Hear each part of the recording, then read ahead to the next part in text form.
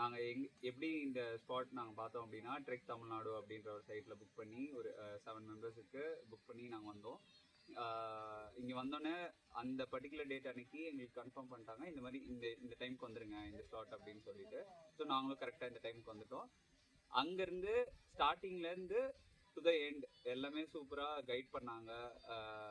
நிறையா life style, அந்த பேர்ட்ஸோட life style எல்லாமே சொன்னாங்க. ஸோ அது நல்லா இருந்துச்சு. நிறையா ஸ்டோரிஸும் சொன்னாங்க.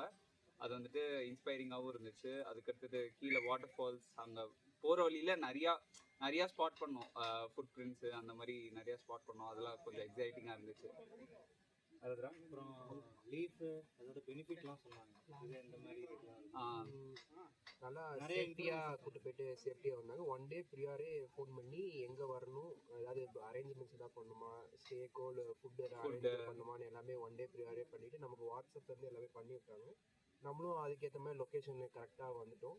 அண்ட் ஆக்சுவலி நாங்களே ஒரு 1/2 hour லேட்டாக தான் வந்தோம். பட் இருந்தாலும் பரவாயில்ல அப்படின்னு சொல்லிட்டு அதே நம்ம ஸ்டார்ட் பண்ணி சேஃப்டியாக கூப்பிட்டு போயிட்டு சேஃப்டாக வந்தாங்க.